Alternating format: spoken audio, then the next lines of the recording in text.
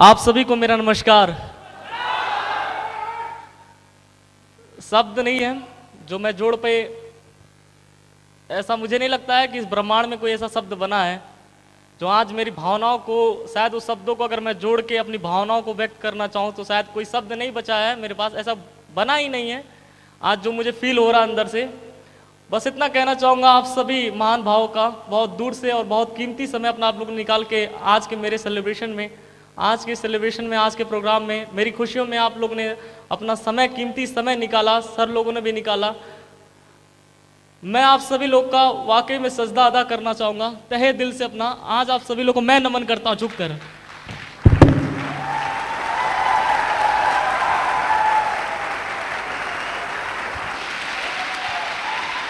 Thank you. आज यहाँ शायद मेरी जिंदगी के जितने खास लोग थे सभी यहाँ मौजूद हैं।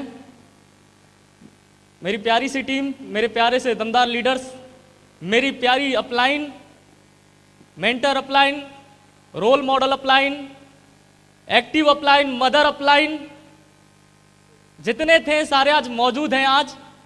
और मेरे परिवार के मम्मी भाई बहन जितने अपने हमदर्द थे आज सभी लोग मौजूद हैं।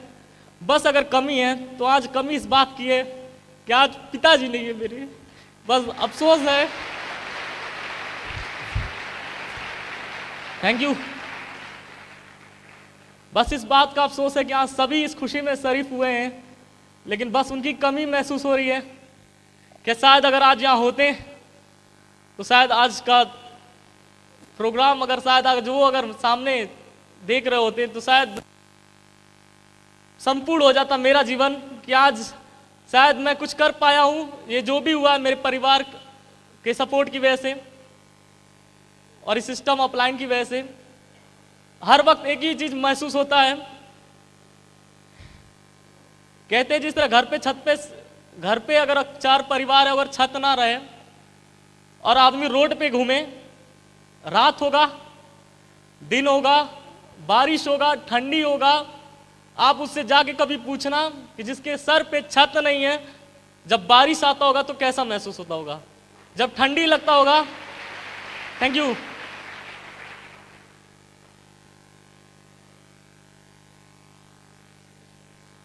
पिछले 14 साल से कुछ ऐसा ही महसूस कर रहा हूं।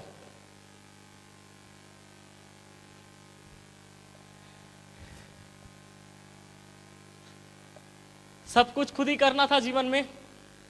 जब 7-8 साल के लगभग थे तो पिताजी तो दुर्भाग्य था मेरा कि जितना दिन सर पिताजी का साथ था,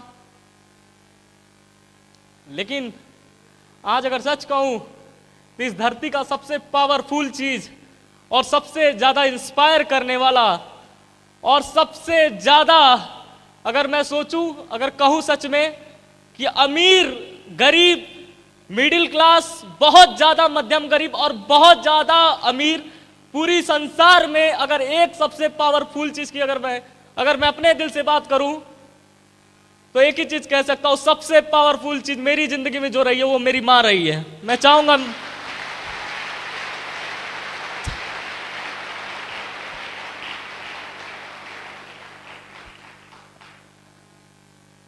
हर वक्त कभी पिता की कमी महसूस नहीं होने दिया, क्योंकि जब पिताजी गए थे, जब कोई भी घर पे आता था, आसपास के पड़ोस के लोग तो इतना बेकार नजर से देखते थे।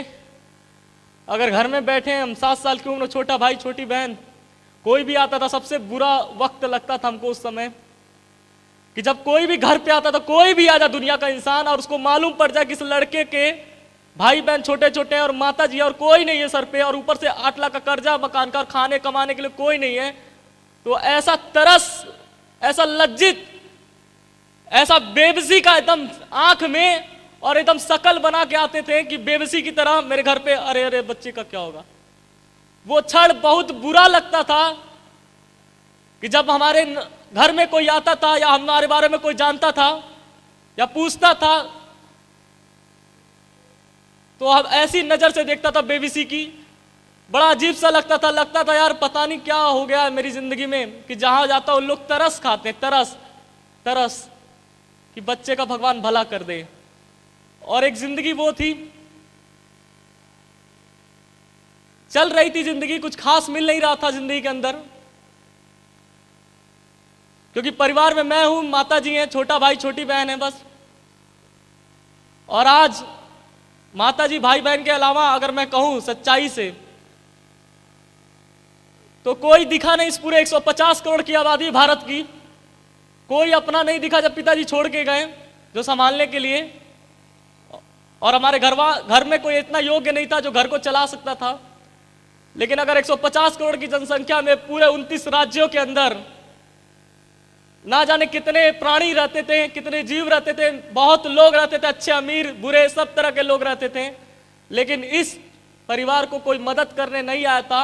और जो आया था, आज मैं बहुत ज्यादा सौभाग्यशाली हूं और ऋणी हूं उन लोगों का, जब इस पूरे संसार में कोई मदद के लिए नहीं था, जब बिल्कुल खत्म था मेरा परिवार, एकदम जीरो पे थे, कुछ नहीं था खाने पहनने ओढ़ने के लिए, उस समय मेरी नानी नाना ने बहुत साथ दिया था। और मेरी मौसी, मैं चाहूंगा इन लोगों के लिए एक जोरदार तालियां होनी चाहिए।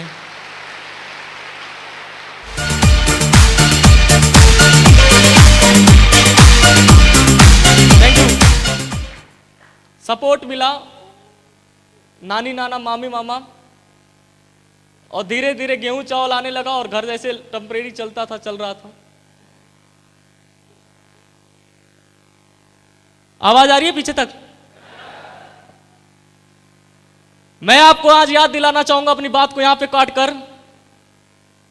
कि आज हम यहां पे क्यों आए हैं। आपको मालूम है,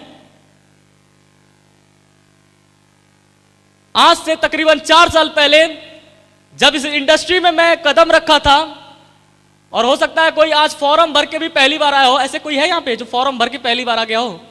कुछ लोग हैं, मैं था। मैं आज से 4 साल पहले फॉर्म भर के मेरे मामा जी ने इनवाइट किया, और ऐसे ही एक डायमंड सेलिब्रेशन में मुझे भी बुलाया गया था। और मुझसे, जैसे मैंने आपसे पूछा कि आपको मालूम है आज यहां पे आप क्यों हैं, तो आप इस बात से भी अनजान हैं, लेकिन मैं उस दिन अनजान नहीं था, क्योंकि जो मुझे बुलाने वाले थे आज से तकरीबन 4 साल पहले, जब बुरी स्थिति थी, कुछ नहीं था जिंदगी में, ये पट्टा सूट टूट कुछ नहीं था, उस समय केवल अंदर एक जान बची थी। उस जान को ऊपर एक शरीर था, इस शरीर को बनाने के लिए दिन रात खोज रहा था कि कुछ रास्ता मिले। और सेफ शॉट जब जिंदगी में आया, समझ में बिल्कुल नहीं आया, कुछ सब ऊपर से निकल रहा था, क्योंकि देश दुनिया के बारे में कुछ मालूम नहीं था। लेकिन जब 4 साल पहले आप ही लोगों की तरह मुझे भी बुलाया गया था, और जब मैं पहली बार 4 साल पहले मेरे मामा और मेरे अपलाइन ने बुलाया, तो उन्होंने ये बात बोला था मुझसे, जैसे मैंने आपसे पूछा कि आज आप पे क्यों आए हैं, क्या मकसद है, पता नहीं मालूम है कि नहीं मालूम आपको, केवल मोटिवेट होने आए हैं। तो मैं ये तो नहीं जानता हूं, क्योंकि मोटिवेट होना है तो आप पिक्चर देख लीजिएगा घर पे जाके, उससे ज्यादा मोटिवेट हो जाएंगे, एक्शन उक्शन थोड़ा घर में आ जाएगा। लेकिन मेरे मामा ने और मेरे सीनियर अपलाइन ने 4 साल पहले बुलाते वक्त एक बात बोला था कि सौरभ चौधरी, अगर तुम उस प्रोग्राम में जाते हो और वहां पे पार्टिसिपेट करते हो और वहां बैठकर पूरे प्रोग्राम को अंतिम समय तक पूरे प्रेजेंट माइंड से अगर अटेंड करते हो, तो वो वहां का दिन जो होगा, भले तुम्हारे लिए हो या ना हो, लेकिन उस दिन तुम्हारे पीठ पर इस बात का, तुम्हारे नसीब पर इस बात का मोहर लग जाएगा कि अगर वहां पे एक आदमी डायमंड बना है और उसमें तुमने पार्टिसिपेट किया है, तो उस दिन तुम्हारे पीछे, तुम्हारे नसीब पर मोहर लग जाएगा कि तुम भी डायमंड बन जाओगे, पक्का बन जाओगे। Thank you. और ऐसे ही एक डायमंड सेलिब्रेशन में मुझे भी बुलाया गया, और मैं गया आप ही की तरह, और पीछे ही बैठा था, बिल्कुल भीड़ का हिस्सा भरा था, और टी शर्ट में गया था, पहनने के लिए कुछ ढंग का कपड़ा भी नहीं था।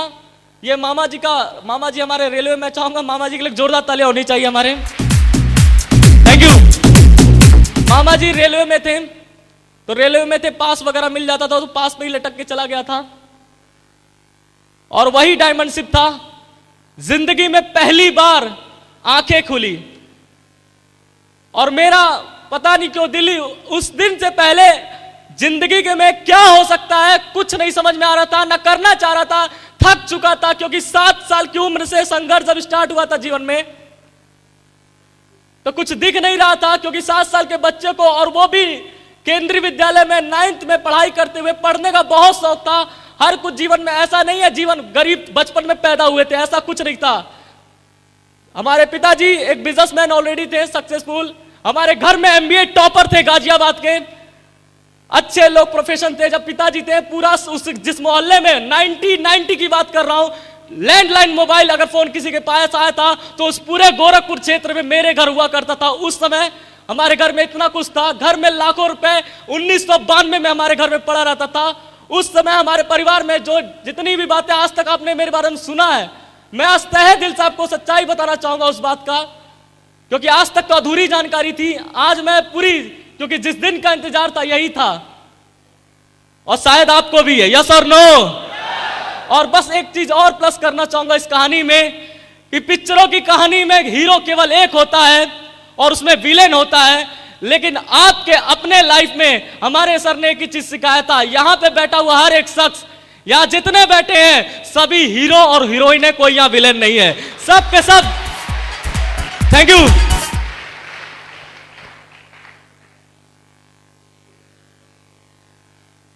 प्लान मिला 4 साल पहले, समझ में नहीं आ रहा था उस उम्र में।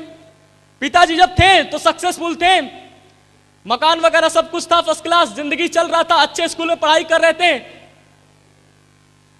जिस वीडियो गेम जो खेलते हैं लोग, हमारे घर पे दूर दूर से बच्चे आते थे खेलने के लिए, किसी के पास नहीं हुआ था वो वीडियो गेम 30-30 हजार रुपए का सन 2003 के अंदर हमारे घर में हुआ करता था। सब कुछ जिंदगी में था, कोई चीज की कमी नहीं थी,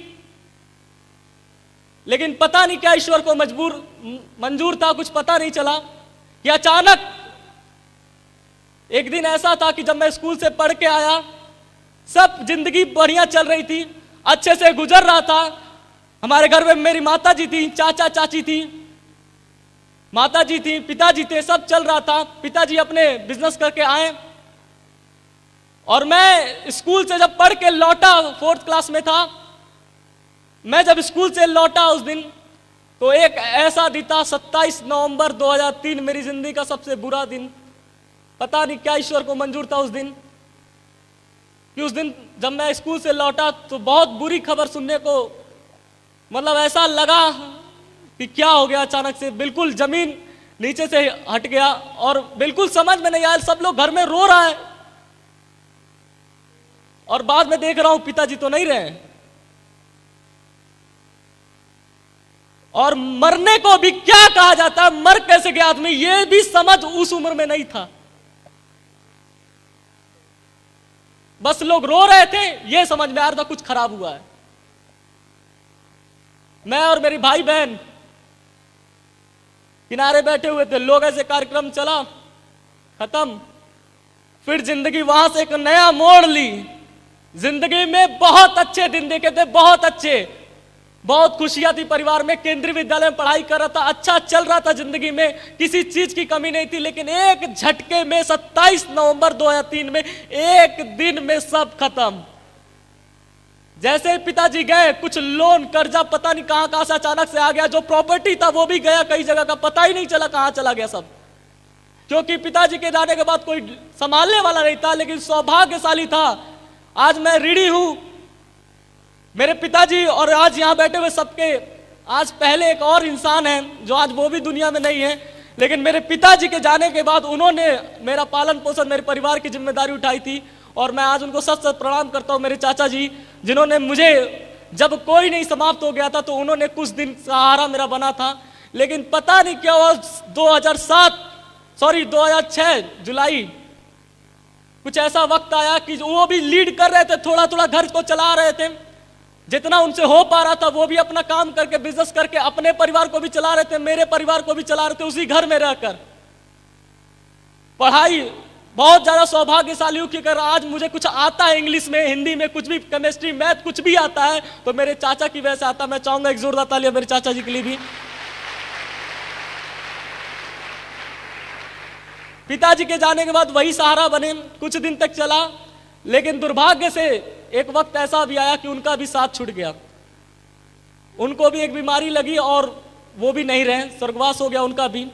और उनके जाने के बाद तो तहलका ऐसा मचा परिवार के अंदर कि जितनी मैंने अमीरी देखी थी, जो चांदी के बर्तन में खाया करते थे, जो भोकाल था, जो रौब था उस समय का, घमंड था अंदर, घमंड तो नहीं बोलेंगे लेकिन हाँ बच्चा था, साइकिल था, सब कुछ था, तो दूसरे बच्चों को दिखाता था बहुत और अच्छे से खुल मिल के रहता था, मजा करता था, नहीं जानता था कुछ।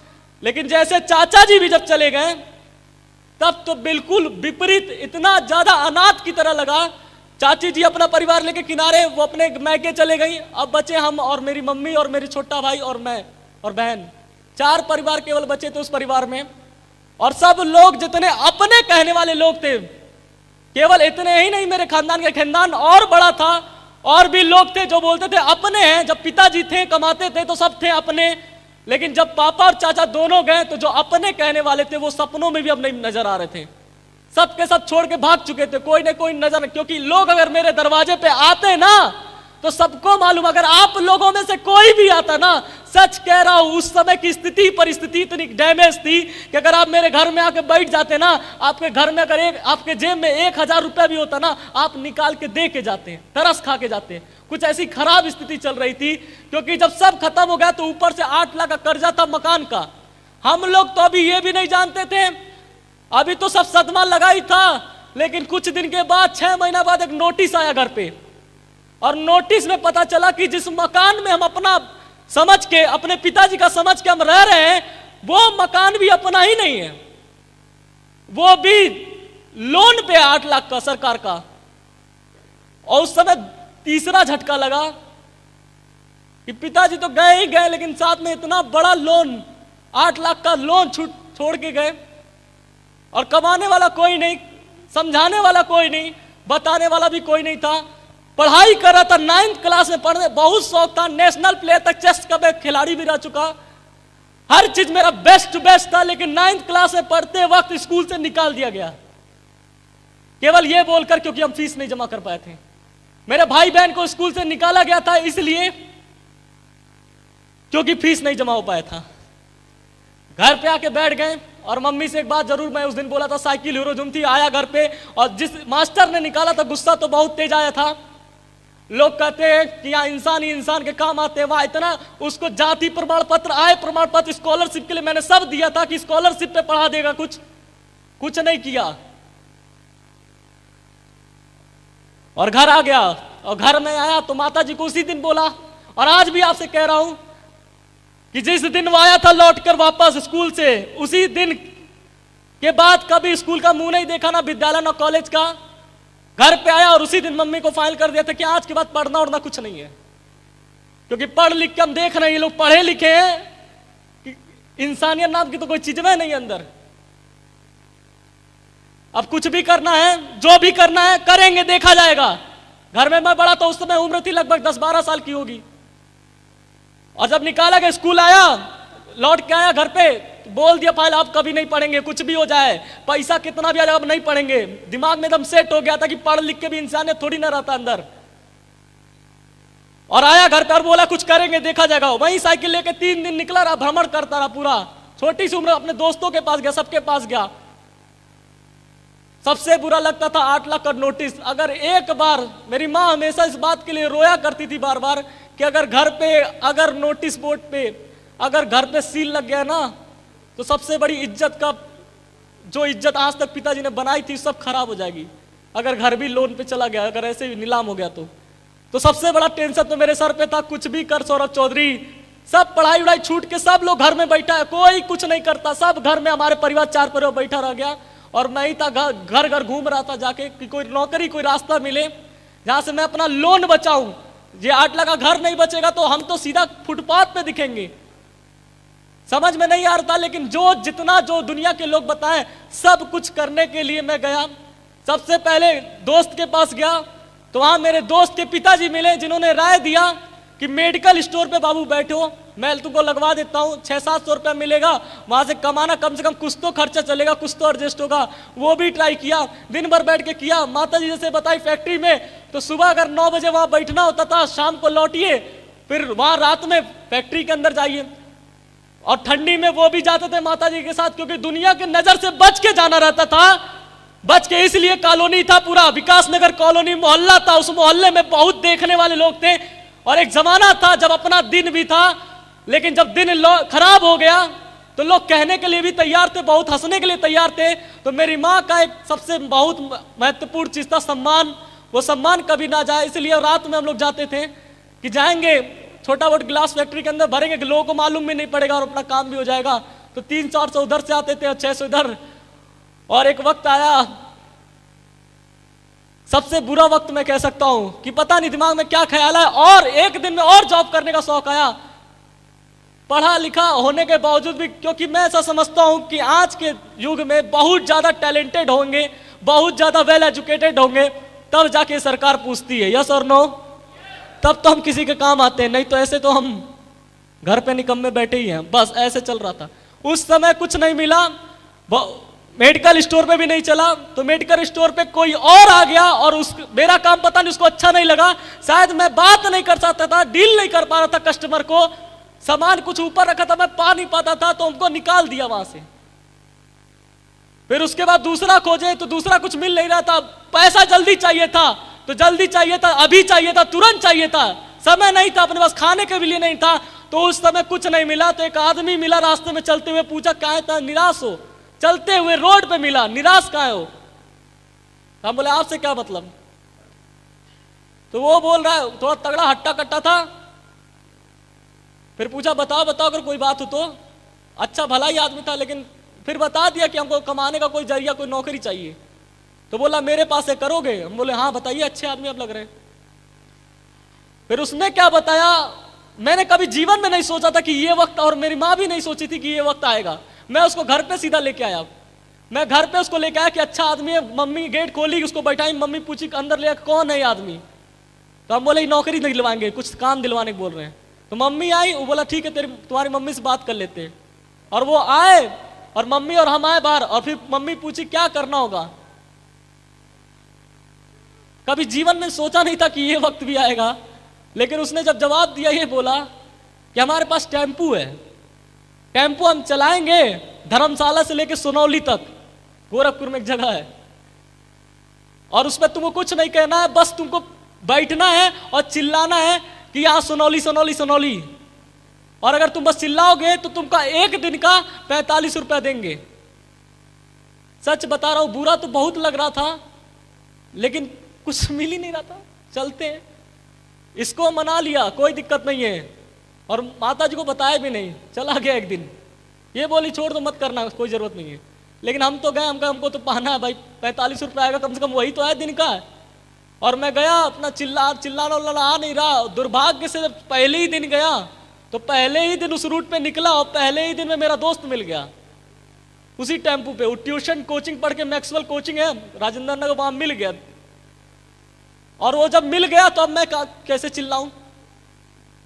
चिल्लाऊंगा तो लटूरा जान जाएगा और मजाक उड़ाएगा फिर जाके स्कूल में।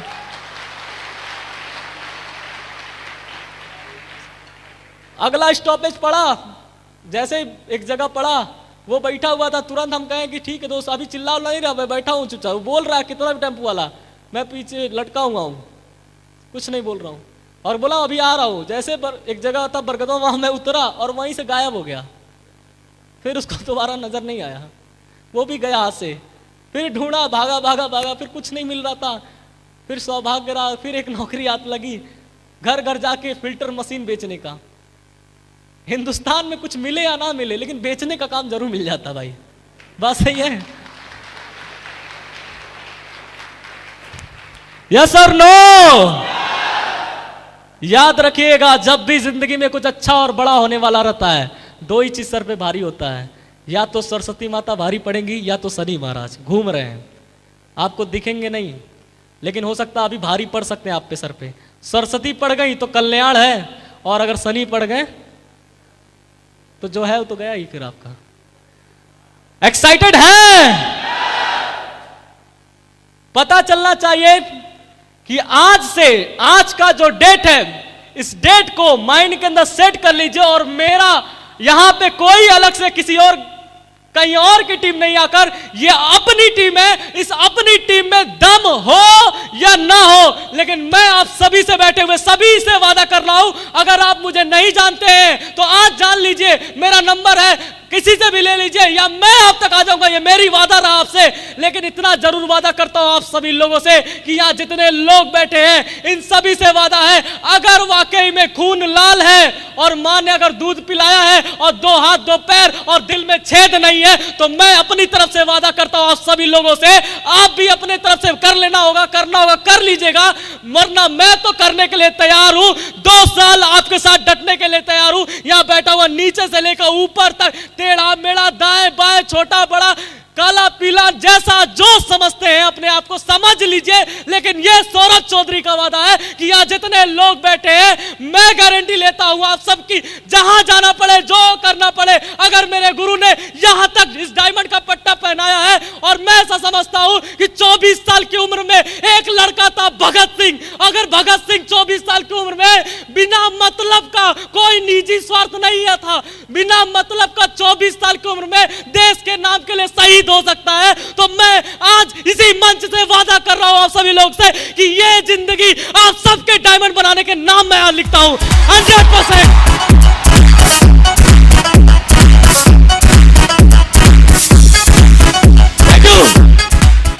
क्या आप साथ देने के लिए तैयार हैं?